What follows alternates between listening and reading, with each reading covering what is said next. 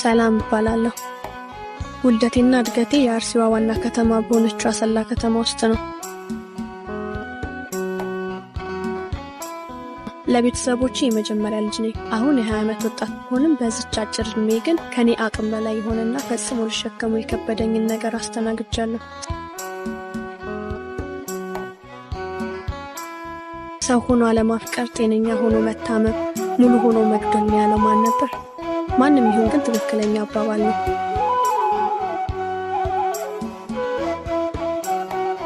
ማፍቀርም ሆነ መፈቀር ፈጣሪ ከላይ የቸረን ትልቅ ስጦታዎች ናቸው።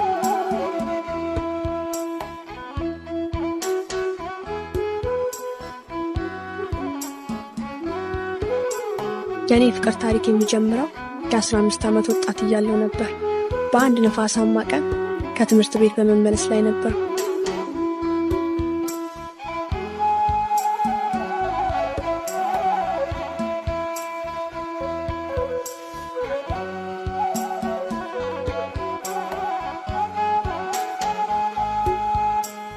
ጓደኞቼን ተሰናብቼ ወደ ቤት የሚያደርሰኝን መንገድ ዘወትር እንደማደርገው ሁሉ ብቻዬን ተያዝኩት።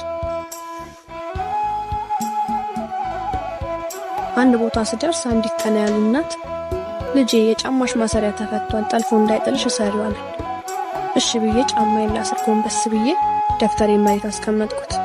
ጫማዬን በወጉ አስሬ ሳልጨርስ ንፋሱ ደፍተሬን መሰቃቀለ። ውስጡ የነበሩትንም ወረቀቶች በየአቅጣጫው በታተናቸው። ጫማ ማሰሩን በጅምር ትቼ የተበታተኑትን ንብረቶችን ለመሰብሰብ ስሯሯጥ ከፊት ለፊቴ ግማሾቹን ወረቀቶች እየሰበሰበልኝ ያለ ልጅ ተመለከተ። አሯሯጥሽ አይደል? የታባቱ ያስኩልሽ።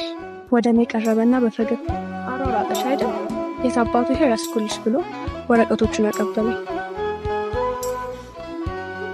ልጁን ሳይ ውስጤ በጣም ደነገጠ። ምን እንዳስደነገጠኝ ግን አላውቅም ነበር። ግን ልቤ ሁሉ ይመታ ጀመር። አመሰግናለሁ ብዬ በአጭር ቃል ወረቀቴን ተቀበልኩ። ወደዛ ኮንሽ አብረን እንሂድ ብሎኝ ጉዞ ጀመረ። መላኩ ይባላል። የነርሲንግ ተማሪ ነው። መላኩ ይባላል። እድሜው 20 እንደሆነና የነርሲንግ ተማሪ እንደሆነ ነገረኝ። በጣም ቆንጆ ነው። በተለይ ፈገግታው ልብ ይማርካል።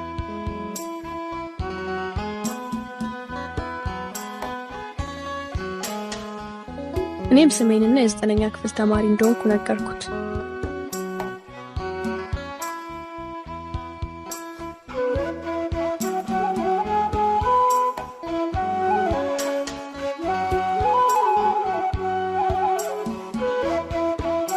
እየተጫወትን ስንጓዝ ቤቴ ደረስኩና ስልክ ተለዋውጠን ተለያየ።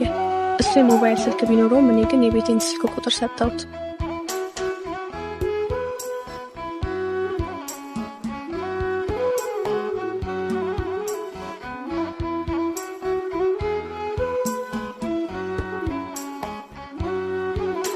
እቤታችን ወንድ ከደወለ እኔን ከፈለገ ትንሽ ቁጣ የሚበዛብኝ ቢሆንም ልከለክለው ግን አልፈለኩም። ከዛ እኔም ወደ ቤት የገባው እሱም ሄደ።